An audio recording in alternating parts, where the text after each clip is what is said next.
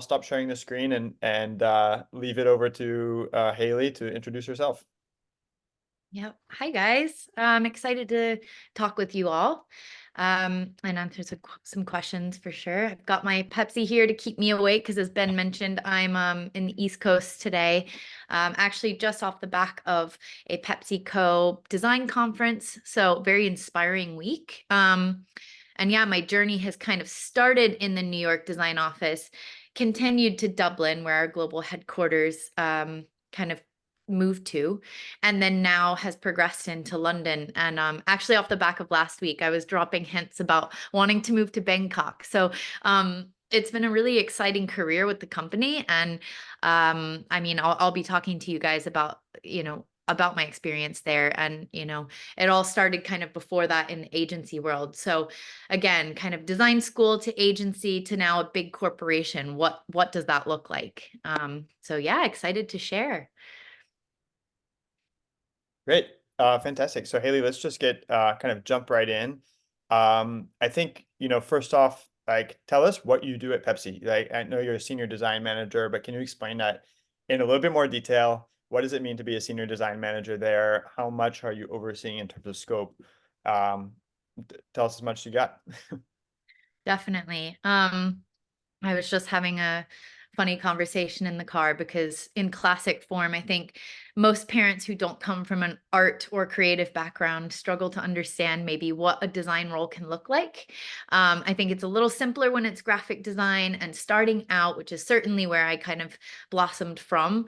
But now I actually was trying to explain my role in the sense that it's a lot more of a political kind of role, or it feels a lot more like politics sometimes. Because in a nutshell, basically, I take care of brand Pepsi right now in London. We do take care of other beverage brands and food brands in the company, but my role particularly is really overseeing anything and everything that happens on brand Pepsi for the Europe and UK. And what that can mean from it can be anything from the packaging design all the way through to campaigns, expressions, tone of voice, events and activations. So like the Champions League or the UCL we sponsor, and how that would come to life in various markets around the EU. So it really is a broad spectrum of kind of creative outputs. But my job is really to kind of find talent that can deliver those different sort of strengths, but then placing that talent and then once we have that creative work developed, selling that back into the business and kind of listening to the business. What are the needs and how can our team better work with the business to deliver those needs? So again, that's where the political side of things comes in. It feels like a lot of talking and negotiating, but all through a creative lens, of course, which personally is what I always wanted to do. I think there's different variations of a more senior design role. I think some people like to stay very on the tools, in the craft, stay really close to the typography and graphics. Myself, I always knew I wanted to work more with the people side of things. And I actually really enjoy the sort of creative arguments, as you will. And so that is very much, yeah, where my role kind of lies. Um, and it really is kind of, again, just a big kind of coordination of the business objectives and then the creative people and how to kind of make that all sing and dance as one Cool. big orchestration. Cool. And then what is it? So you're doing design at Pepsi. What is that? Is it the product? Is it the packaging? Is it the marketing, advertising? What components are you involved in? Yeah. So as I kind of briefly mentioned, it would be anything from, I always like, this is going to go blurry when I hold it up, but anything from literally the package design, even working with the structural designers. So when Pepsi wants to come out with a limited edition flavor or a limited edition pack, we would work with them on that. So very much packaging kind of at the heart of things. However, as you would probably recognize, Pepsi does not change the look and feel too often. It really is a classic look, except recently we redesigned. But beyond that, I would say is the real meat of what we do. So again, we would work with the marketing department and various different business leads across the organization and work on things like how Pepsi shows up at Christmas, how we might turn up in music festivals. So we sponsor a lot of music. And beyond that, we might brainstorm with the team and say, what would be really cool is if we had Pepsi backpacks at the music festival to give away to all of the influencers. And then we might develop, lately, I've actually been working on a lot of that, like a lot of merchandise. Actually, last year, probably one of the highlights of my career, I found myself in a German shoe factory, learning how to make shoes branded as Pepsi. And that was kind of Cool. stretching my creative abilities into literally fabric and shoemaking. And that was a really cool day. I was like, wow, I never expected to be at a German shoe factory, like learning how these things are sewn. And it's always a test of how do we keep our distinctive brand assets consistent across the world, but then flexible for various different countries and the things that are really culturally relevant for people. So it's kind of, I like to call our job a choose your own adventure job, because I think in PepsiCo, anytime there's an idea, the business is actually quite good at recognizing a good idea and going, if you really want to go for it, go for it. And if you can sell it in, it'll happen. Cool. Doesn't always happen, but it's possible. So big Great. scope.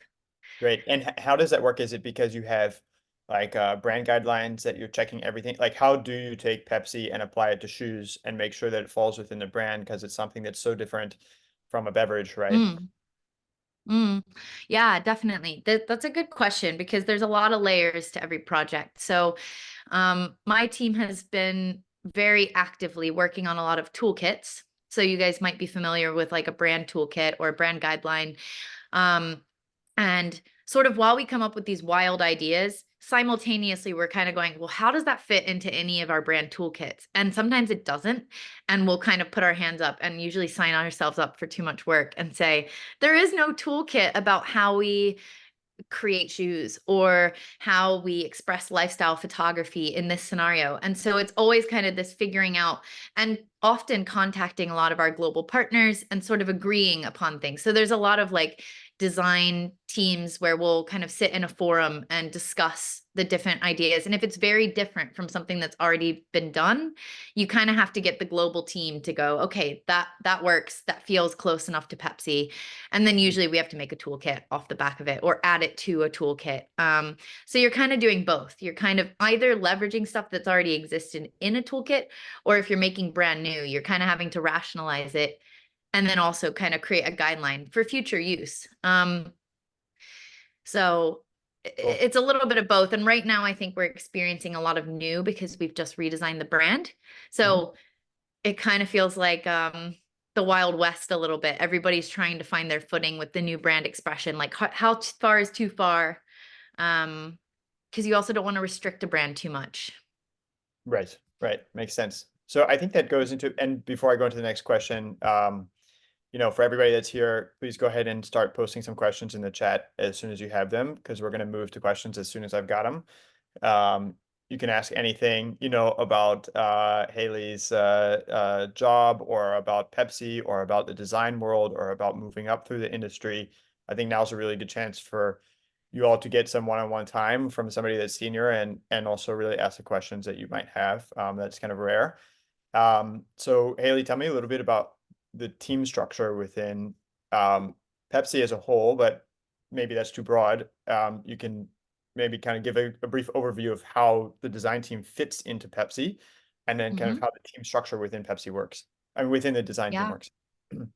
Sure. Well, our design team's grown a ton in the past 10 years. So it just started out about 10 years ago.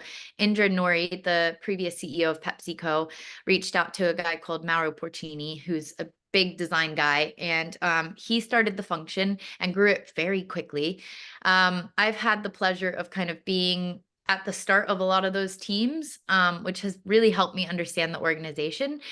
We actually really operate similarly to a creative agency. So while we are a giant corporation, the design team actually doesn't feel so much like that. In fact, most marketers like to come to our design offices because they're the most out there and different. And again, we kind of have that creative energy buzzing in our spaces. But in terms of team structure, like I mentioned, it is quite similar to an agency. So because we manage a lot of brands. So Pepsi obviously is the name on the door, but we've got Rockstar Energy Drink, 7 Up, Mountain Dew, Gatorade, in the US, Aquafina. Then we've got our snacks brands, the Eatos, Cheetos, Doritos, Tostitos, Fritos, a few Oh, more. There's a Cheetos. lot. Quaker, the Yeah. Eatos, yeah. So anyway, there's quite a lot of brands, and normally each brand has a sort of design director. Right now I'm a senior design manager, but that's still sort of my role. I'm the lead for Pepsi. Then within that, I would have a senior design lead, I have a mid designer, and then I have a junior designer. And depending on the region, like the US has been around a little longer, so their teams are pretty bulky at this point. My team's still a little bit slimmer because we're relatively new in London for beverages.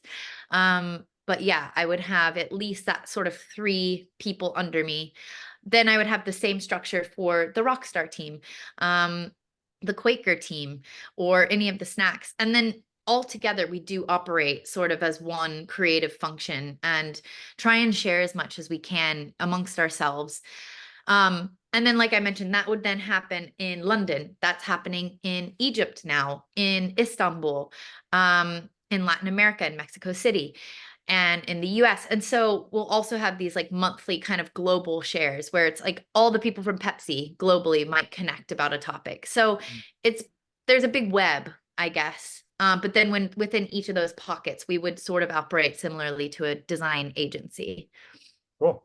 Really cool. That's fantastic. That helps.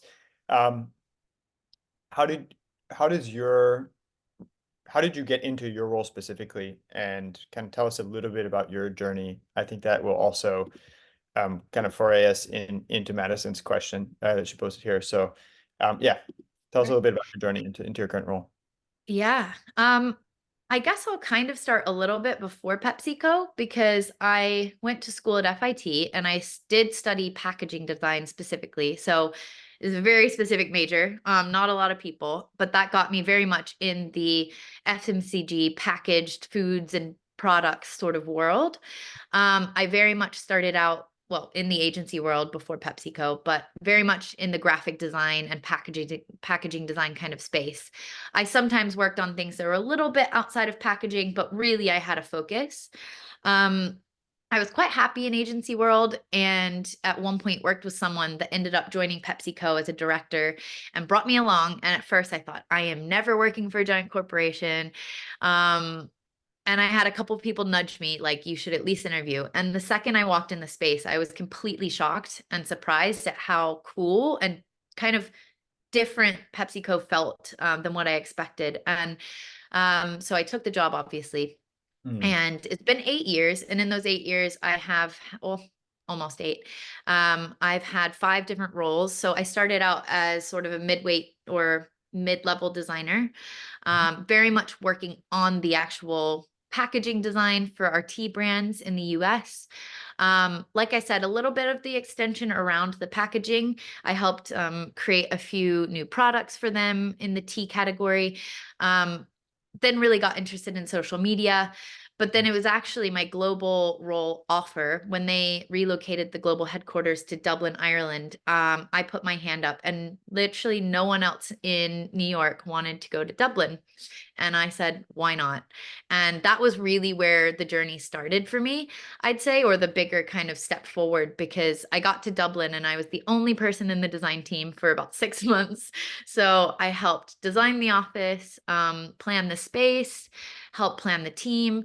But I also was just getting emails and phone calls from all sorts of people and asking questions. And I really had to just kind of dive into it and problem solve. And I would then call random people and say, you don't know me, but I need help. And I'm trying to figure out how to run this brand from Dublin. And, so it really pushed me to then sort of go outside of my comfort zone. Hmm. And, but once I've had that experience, I won't lie. Now I'm like, well, where are we opening the next office and how can I get there? Because it pushes you quite a lot. And I think my personal journey was always, I craved that sort of social aspect of design. And that's something I always wanted for myself. So I wouldn't say it's everybody's journey. And I think time and hard work and commitment and passion will always get you to like the goal that you're looking to achieve. But for me, I very much, once I had that first experience of a new office, I really enjoyed that sort of startup mentality. Again, just doing things kind of outside of design in a way, but shaping a creative space. Cool. Yeah, that's great. Yeah. Thank you. Thank you. Yeah, I think that brings us straight to Madison's question, and I'd love to see some more questions come through from the rest of you all here. But Madison said, "Hi, what kinds of niches or target audiences were you wanting to work for when you started your design career?" Mm, it's a good question. It's pretty funny because when I first started at PepsiCo, one of my big protests was kind of anti-soda, and I'm really against ultra-processed foods, which I don't know if you've heard in the media, but that's a really big topic right now. And I actually had the pleasure of sitting with the CEO last week, and I really pressed some questions on some people. Amazing. Um, but that was sort of my angle in working for a big company like PepsiCo, is that I really think the new generation, like each generation always pushes things forward, of course. But I think right now we're really breaking out of this sort of industrial revolution, like packaged foods, tinned, like Campbell's soup, army food, that kind of era. And I think that there's a lot of growth to be done. And so my angle for PepsiCo was always I wanted to be one of those people that kind of had the inside approach of being able to push the boundaries, and create things that are just ultimately better for people. Now, that's really hard to say when you're working for Pepsi, but it also is just so interesting. I think that was one of my ambitions, was to be in a company where I feel like I can constantly learn. Um, and last week in this conference that I mentioned I was at, I got to speak to a lot of people, and I was really in the ear of a lot of the people in innovation, and asking questions of like, what are you guys actually doing? Like, how are we moving away from plastic? Um, how are we bettering our foods options? Like, how do you change a supply chain that's been deeply rooted in a business for so long? Like, I think it's interesting. Design happens in so many different ways. And right now, I think creativity is what can really change a big company. Um, so that was kind of my interest from the beginning. And the more senior I get in the company, the deeper I kind of dig, I guess. That's Um, great. It's really cool yeah, that you get a chance to speak about that, at the conference. And also, I think it takes a lot of bravery and a lot of guts to try to like, be the one on the inside to change things, because there's always the company culture and the things that are status quo are kind of like a glue, right? And it's really hard to I got shift. nothing to lose, but Yeah. I do think one thing that I've always appreciated about our design team is that we've always considered ourselves as people that have a seat at the table. So as much as we're designers, we're not just like treated as people to just get a task done. Like, we do get to be a part of that conversation. And I think that's what really inspires design, is understanding a business reason why we're doing something. If you don't understand why you're doing it, how are you going to get the best result?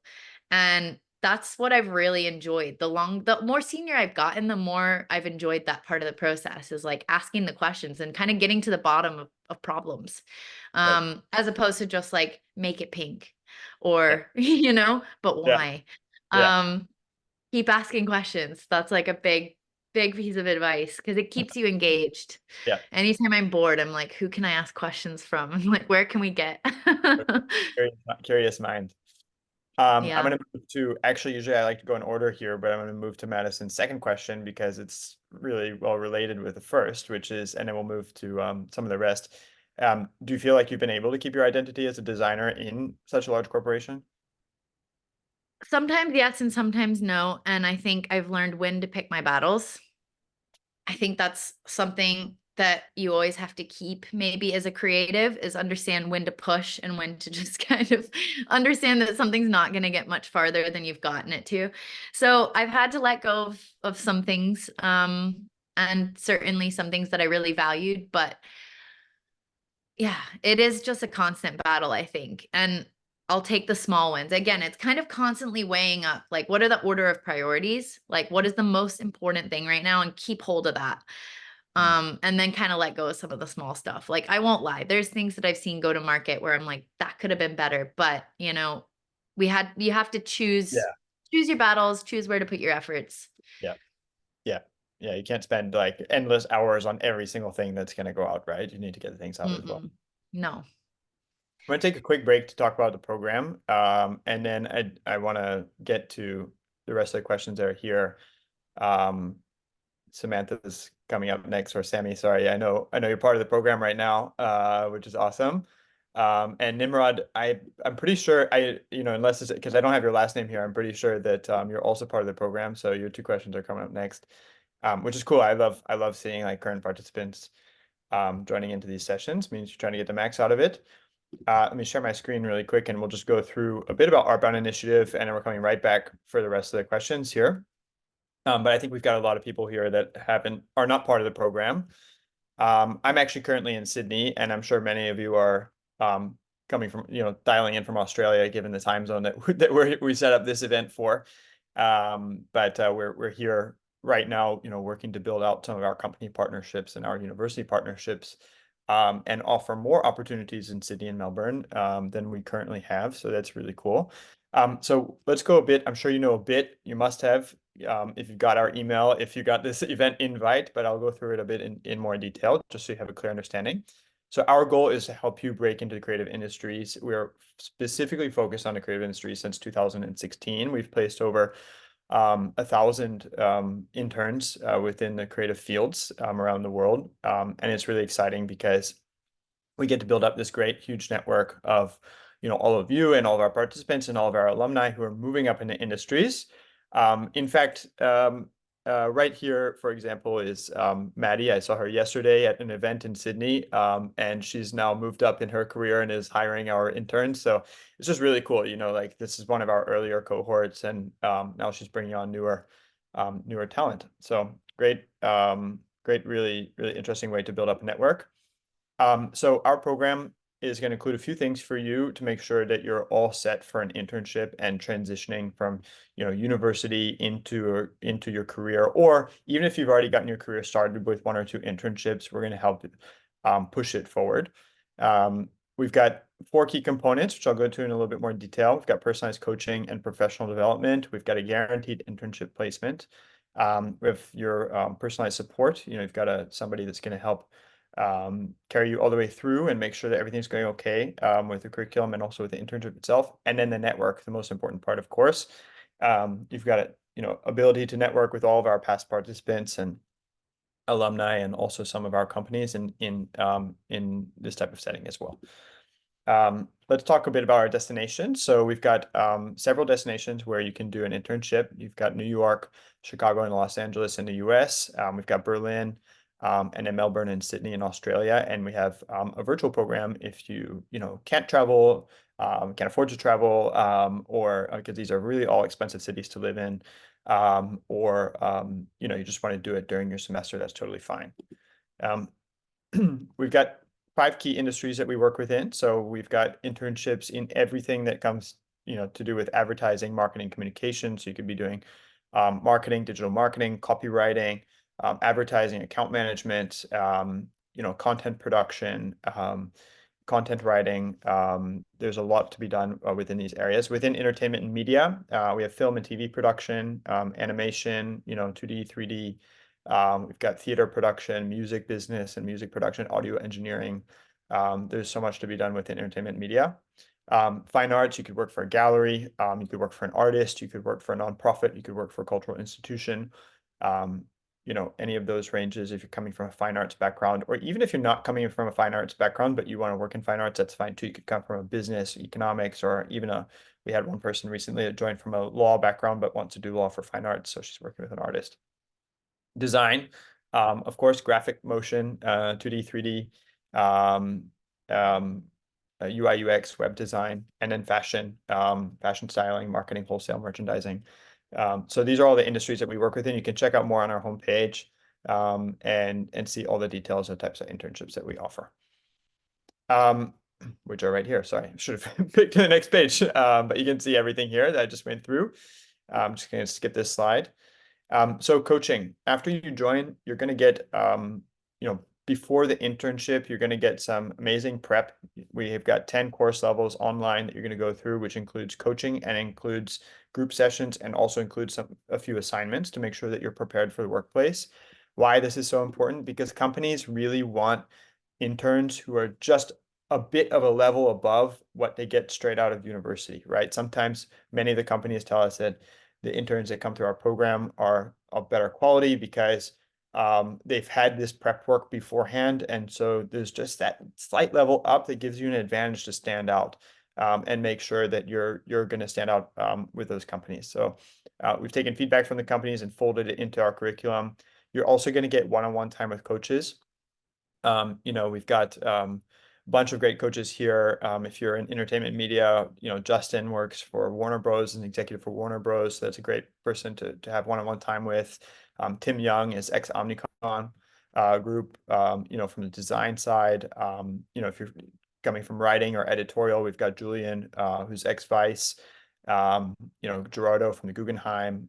So we've got some great coaches in each of the industries that are going to help you to make sure that you're thinking about your career in the right way and that you've also got yourself set up for the internship. I'm going to skip to the next slide here. Placement. So you can do internship from between 3 to 6 months. The minimum is 3 months, and it can be for academic credit or not. It's up to you. We work with some great company partners. We work with big partners, of course, like TBWA. I always mess that up, in CBS. But we also work with a lot of mid-sized firms or boutique firms, which is important because with these big firms, you're going to get a great name on your resume, but you also might be within one singular job every day as your internship. If you're working for a smaller boutique agency that's doing some amazing work, you're going to maybe get more hands-on across a lot of different aspects of the agency. So there's always a plus minus to different types of placements. And we've got some amazing company partners that we work with, over 300 company partners. One thing to keep in mind is that while we do have paid internships, we can't guarantee that the internship will be paid. We work with a variety of different company partners, and we don't know who's going to give you an offer. And every company has their own internal structure and decision around that. Although I do have to say that the industry is shifting. It's taking time, and we can't be the only ones shifting it, but it is shifting over time, and we're happy to see more and more paid opportunities. Just some examples of companies that we work for. Factory PR, an amazing advertising agency in LA. You can do that if you're looking from like PR, marketing, social media, account management. Really cool company to work for. DMA is creative agency in New York. Again, like if you're coming from an animation or motion graphics, or you want to do art direction or content creation, cool company to work with. Picture North in Chicago is a production studio. They've got production, post-production, and also admin. So video and sound editing and things like that could be there. Studio Vanti in Berlin, really dope creative agency. Again, a lot of the same things. Our focus, these particular example companies, mostly on design, since we're talking with Hayley today in the design field. But we also have great companies within fashion, within galleries, and within other areas. Travel support. So if you're traveling, if you're not from one of our destinations and you're going to one of those destinations, either from from abroad or from within the US or within Australia, we're going to help you with the visa arrangements if you're coming from abroad. So we do the visa processing with you, insurance, housing if you'd like it. It's optional, but we have housing partners that we work with. You've got somebody in the city that's going to give you an orientation and make sure that you're really well settled. And give you some guides around the city. And then we also do monthly events with all of our participants, which is so fun to see everybody like come together and meet all the other crew in the cohort. So it's really cool. And let me get to the next slide here. And then you're going to have continued support throughout. So you're going to have a virtual coordinator, somebody from our office team who's going to, from the moment you join, all the way through, they're going to be following up with you. I'm sure Samantha and Nimrod can testify. We're constantly in touch with you there to make sure that you're moving along on your curriculum, that you're getting placed well, that you know what's happening within the placement process, and that you're also doing okay in the internship. You can always reach out to us for support. So you're paired one-on-one with a coordinator. And then afterwards, of course, the coolest part, which is our community. So all of our alumni are there, and we've got great place for you to connect with anybody that has been through the program or the cohort itself. We're also doing job postings and job boards there because we want to see you move up in your career. And then we share our events online and offline. Tuition for our program. So if you're doing local or virtual, domestic or virtual, it's 2,250 US for the entire program, including the guaranteed internship placement, all the coaching and support. And for international, because of the extra visa processing and paperwork required, it's at 3,250 US. And we've got a couple of different ways that you can do that. So, if you're looking to just go ahead and pay it off, you can pay it in 30, or you can pay in installments if you want a little bit longer time to join the program. How to apply? You're just going to go onto our page, check your eligibility. Maybe Tammy, you can go ahead and drop that link there for everybody to grab. You check your eligibility with us. We'll get on a call with you. Then you can fill out the application, go through an interview, and we'll let you know if you've been accepted.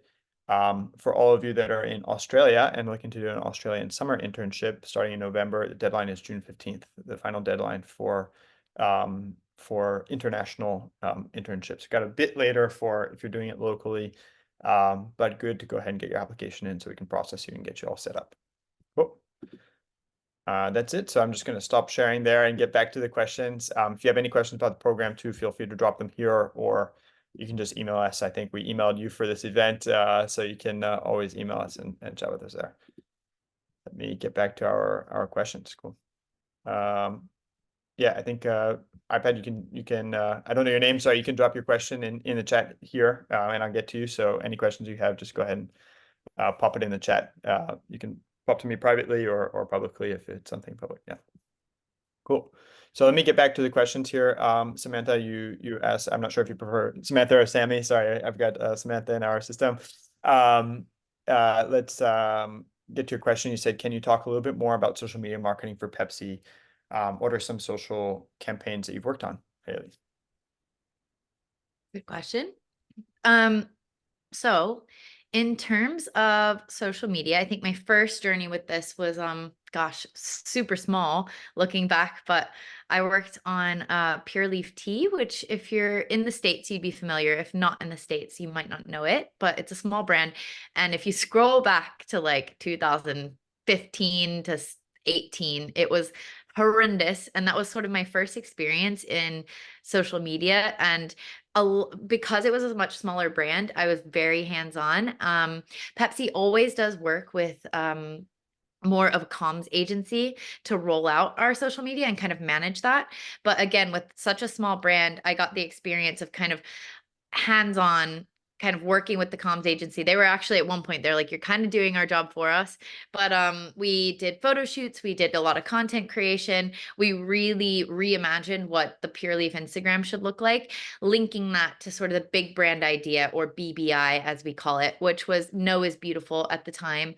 But again, if you really scroll down to the back before 2017, I mean, it was like embarrassingly bad. It looked like it could have been somebody's personal Instagram with like, really shoddy visuals of tea. So anyway, that was back in the day on tea. With Pepsi, in my current role, I would say that I'm not as hands-on with the different channels, but I am very hands-on with the overall approach. So what my team is working on right now is sort of an overarching lifestyle photography and content creation guide. So we would almost do a photo shoot as the design intent, but also as content that can be used by different countries. But because like in Europe and UK, we have 46 different markets to cater for. So each of those 46 markets runs their own campaigns and smaller programs, if that makes sense. So what we would do is create a set of content. Usually I've just learned a trick on Outlook. You can do a poll and you can ask a question like,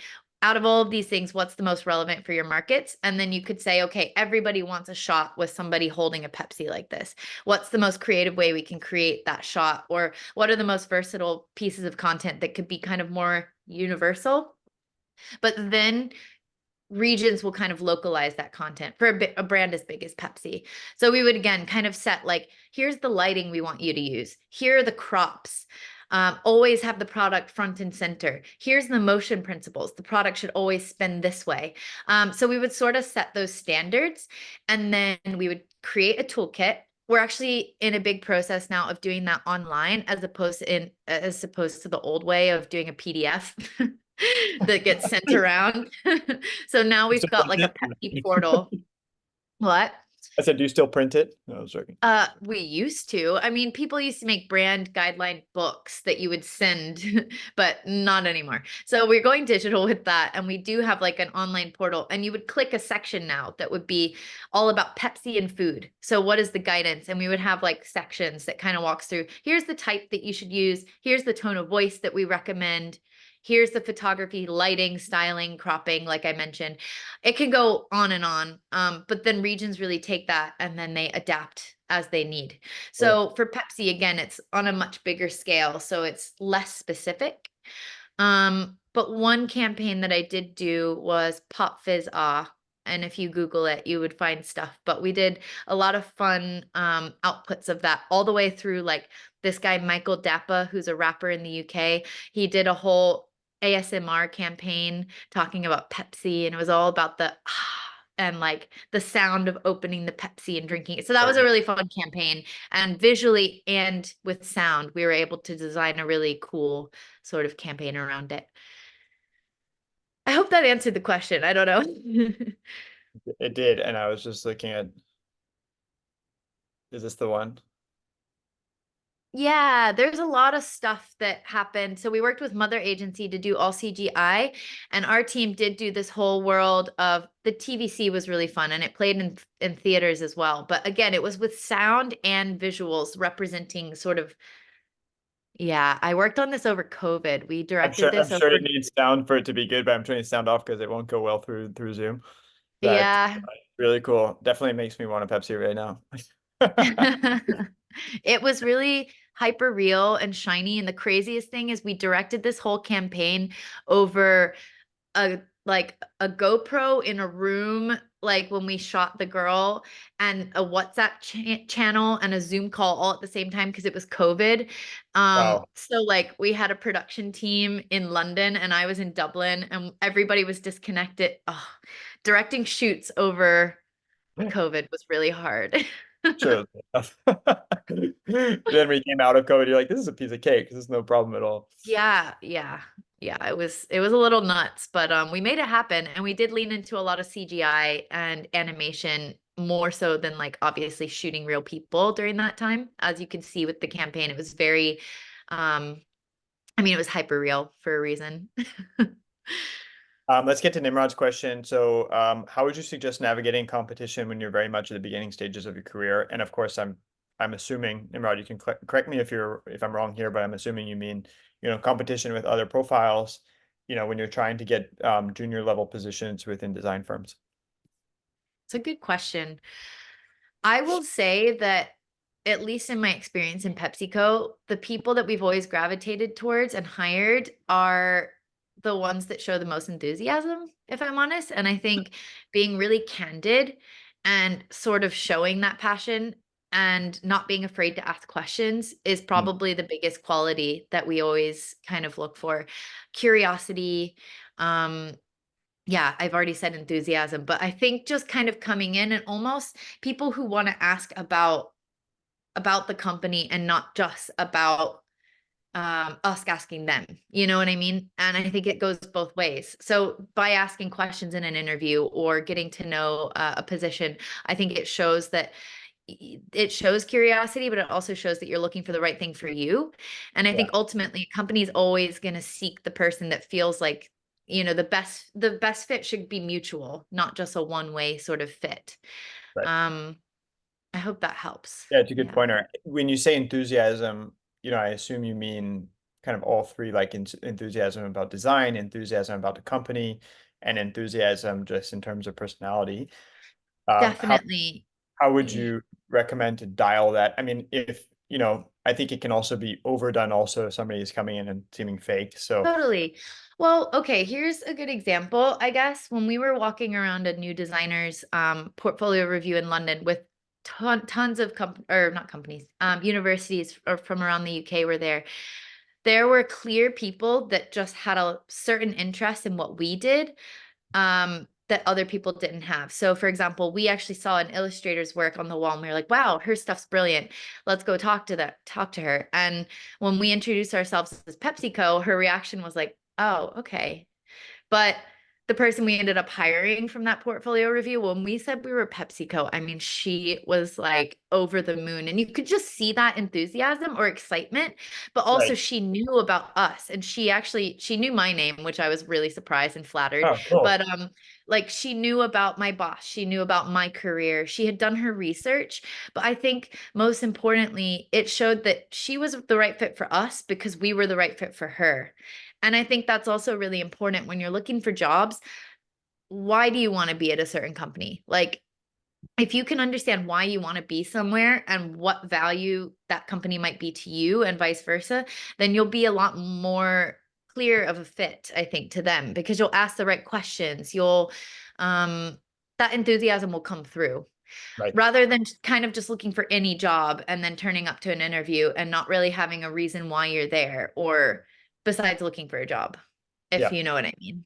So yeah, that was a good example, I think, because it really truly was a clear divide in people. I mean, some people don't want to work for a big soda company, but some people really do. And it was Yeah. very clear meeting those students. So Oh, cool.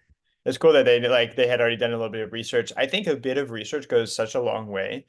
a I hundred percent. always like, and you don't need to know 100% about somebody or 100% about something. But the trick is that if you know a few details that most people wouldn't typically know, then you seem to know everything. So, it's a little bit of a game like that. I mean, for me, definitely when I'm taking, interviews with companies, which we're speaking with companies or universities all the time, and we want to make a good impression with them, I'm going to look at their LinkedIn and just see like, where'd they go to school, you know? And if I can just drop that in somewhere in the conversation lightly in a very relevant way, that's going to click in their head of like, oh, these people are not just stopping at every single company. They came, they did research about me. They want to be part of our organization. And it really helps you stand out. You don't need to know everything, just a few little, pick up a few little pieces. Yeah.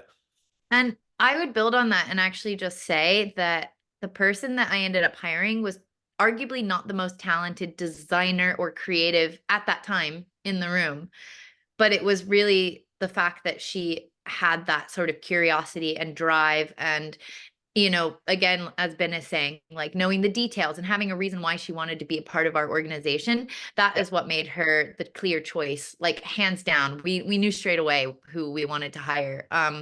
While other students arguably had stronger work, but maybe not that same um, enthusiasm or curiosity for the company. So I think that just goes a really long way. Yeah, and I think everybody in general, I mean, this is a good lesson for your entire life is that people like to have their ego stroked and like, it's really easy to it's really easy to get places if you learn how to do that in a very subtle way, and if you just kind of feed into the person in front of you being important rather than you being important with that in that interview or within that meeting, just kind of like feeding them a little bit, they're going to remember you and they're going to be naturally inclined to be like, I kind of want that person in the room. Why? Because you made them feel good. So they're like, you're now associated with a positive feeling in their mind, and they're just going to want to have you around, even if, as you mentioned, like it's not the top designer, right? You're just like, I like that person. Let's have them in the The room. psychology of how to get a job. Yep, true. It's true. How would you suggest, and I think that that also plays in the opposite way too, and it's something important to remember. I think in the first interview that you have with companies, I think there's a lot of questions that you want to ask. You need to be reserved in what types of questions that you're asking within that first interview, right? If I have an interview with a candidate for an employee and their only question is like, how many sick days do I get a year, and how many vacation days do I get a year? It's kind of like, do you want to be here, or are you, if that's your only question, it's okay to ask those questions, but if that's your only question in a first interview, it indicates that you're more looking for a place that allows you to not work rather than a place that allows you to be involved with our company. And there's nothing wrong with having enough vacation days, of course. It's just a matter of the timing and how how you fold those questions in so that you're showing an overall positive enthusiasm for the company rather than a negative one. Yeah. Um, let's go on to Alyssa's question. So what types of good design, sorry, what tips, excuse me, of good design do you have so far? How do you know if this job is good for you so far? So I guess that, the question is around like, I think what tips of good design is really, really broad, and I'm not sure how you'll answer that, but maybe you can pick on a couple things that you've learned, or like the biggest lessons that you've learned. And then I think a really good question is, how do you know if this job is good for you so far? Like, what indicators do you have to know if you're on the right path or if you're in the right place? Hmm. I mean, there's definitely always ups and downs in a creative role anywhere, I think. But I think as long as there's always something that will keep you engaged, like, and something that sparks your interest or sparks your creativity in some way. Sometimes you have to dig for it a little bit, but I mean, as long as you have some sort of hook into why you're doing something from a day to day, then I guess that would mean you're still on the right path in terms of a job being a good fit. Um in terms of good design, I think good design is answering a problem in a creative way. I think design is more so than art. I think design is about, again, kind of problem solving or kind of figuring out a puzzle. And I think good design is found by asking questions. I kind of said this at the beginning, but really understanding why you're creating something and not just creating something for the sake of it looking good. Um, So kind of finding the purpose behind whatever your brief is. And I think that's something that we always do in practice. Well, not always, but the more I've experienced in my career, the more I've learned that anytime I'm briefed on something, I don't just take a brief, but I really try and digest it and then go back and really ask questions like, well, what did you mean by um I don't know, this being our consumer, or challenging pieces of things like a typical brief has um an objective, a consumer target, um, maybe a copy line that you're meant to use. And a lot of the time we'll go back and say, well, we actually don't think that the brief is right, but let's align on the brief before we even start design. And until we've really figured out if the brief is exactly right, then you'll start to get those good design ideas. Um, and that I think is what sparks good design, is just interrogating why you're doing it in the first place. Yeah, Um, I don't know if that answers the question, but cool. I think it's a good, and I'm not sure we got to the second portion of that. How do you know you're in the right job? well, I think kind of started with that. And I think, again, it really comes down to feeling like you're still engaged. And um, I think for me, I have left a job in the past in design, but I felt like um, that was partially just because I worked too many hours. Work-life balance, very important. But I think in PepsiCo, I've always recognized I've changed my role 5 times, as I've mentioned before. And I think with smaller brands that I worked on before, I always had a point where I felt like, okay, I've kind of touched all of the parts of this brand, and I don't feel like anything is really that new to me. And when you start to feel a little bit comfortable, for me, that's always a sign that you need to push yourself or change. And comfortables can feel good sometimes, but usually when you're creative, it's time to move on to something new and fresh. And usually in design, people get that and would kind of encourage you, yeah, it's time to shift, whether that's a different brand within the portfolio, a different part of the company. For me, it was moving countries, but yeah, that's usually my sign, is if I'm starting to feel a little like the job's getting a little easy. Yeah. And I like that you mentioned those several different options of how to do that, because I think that if you're early in your career and you haven't yet, experienced enough of the workplace environment, you might think that your only way to move on is to move out. And, you know, that you're kind of stuck in one role within your company. You can always, always, always speak to your manager, or somebody even higher up within the company that isn't, doesn't have a vested interest of where you are, but that you stay in general within the company, and just say, hey, what, I think I need a new challenge. Like, could we work I something? Yeah. I really think, I don't know if every company is like this, but I think any company would have some sort of option. But I've actually had people from marketing functions in, I think Germany was the last time this happened, but a marketing partner who I'd never met before found me on LinkedIn and then reached out and we had a few calls about design and how she could start learning about design and integrating that into her role. And I thought that was really cool that she kind of sought that out and found a little bit of an opportunity. I gave her a small brief and like we kind of worked together just to give her a little taste of what design was like.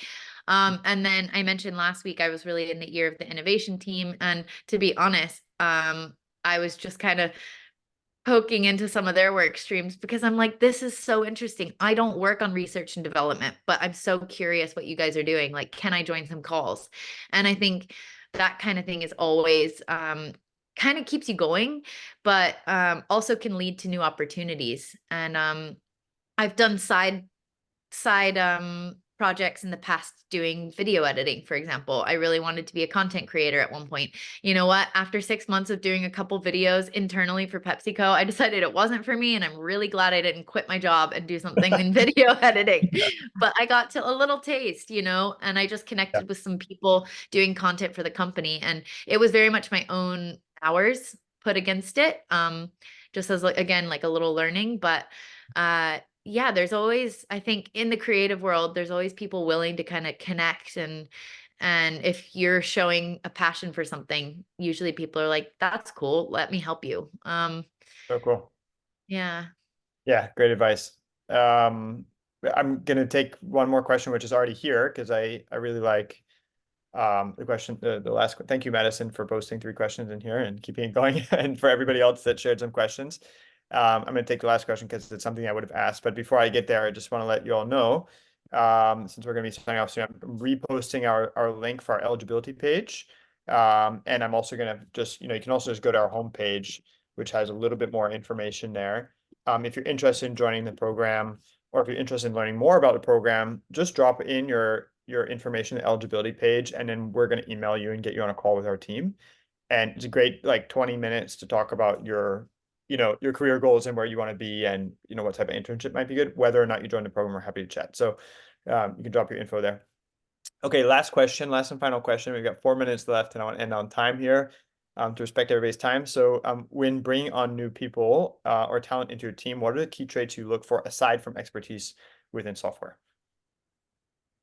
Yes. I feel like I've said it a lot over across the call in many different ways, but curiosity, um, asking questions, and I think the enthusiasm that I was kind of touching on before. I think those are really the top things for me. And um, I think that anyone can develop skills, but you can't always develop curiosity or enthusiasm. I think that that's a trait that you either have or you don't when going for a specific role or company or part of an industry. So again, I feel like that's something I have been saying over and over, but it really is that curiosity and just getting the sense that someone is there to and willing to grow and learn. Um, yeah, I think I said it when I was mentioning the portfolio review, but I would go for somebody who seems to be a big thinker, or a big idea thinker before I would go for somebody that has like the perfect craft necessarily. Um, Again, there has to be skill there as well. You can't not know how to do design, but I think the most important thing would be that curiosity and sort of yeah, the clear signs of someone that's willing to grow and learn. Cool. Great. Any last piece of advice? You probably already said it all, but well, since we got 2 minutes left, for those, leaving school, anything about a resume, CV, or, skill sets, jobs to get started on. Yeah. I think the biggest thing is being true to you, like really, and I've done this before any major pivotal change in my life, but really reflect on what you want. um, and kind of make that as apparent as you can in whatever CV, portfolio, content you're kind of sharing with the world. Because I think by being really true to yourself, that's how you're going to attract the right company or vice versa. But um, I think it's really about projecting exactly what you want, and that's how you will find. And maybe that you don't know that, but I think just like inherently, if what you're putting down on paper feels true to you, then you'll end up in the right place. And just keep trying. Don't give up. Great. Creative is a hard industry sometimes to find your way through, but a lot of opportunity out there. And I think more than ever the world is open for creatives right now. Yeah. Great. Thanks. That's fantastic advice. I'm just gonna drop two things here into the chat really quick. 1 second. So Haley, do you mind if I share your LinkedIn on for everybody just to like I'll go connect? for it. Yeah, perfect. All right, so I'm going to share Haley's LinkedIn here. Guys, take the time, connect with us. I'm also going to share mine here as well. Always build out your LinkedIn, build out your network. Super important as you're getting your career started. It really matters. People I really would do. second that. That's actually a great piece of advice. We both went to FIT, and my school actually made it mandatory to have a LinkedIn, but I cannot tell you, I got my job at PepsiCo. Well, my job before that brought me to PepsiCo through LinkedIn, and I don't understand how people don't have it. So definitely start your LinkedIn page if you don't have one now. Yeah, and make it make it like so people can And friend me. I'll friend you back. Perfect. Let us know you're at the event. Hit us a connect and also connect with us there. And Haley, thank you so much for your time. Really appreciate it. And thank you to everybody that asked questions and everybody that joined also just to listen. Really happy to have this event. Thank you for your time. And yeah, that's it. Awesome session. Thanks, guys. Good night, good afternoon, wherever you are.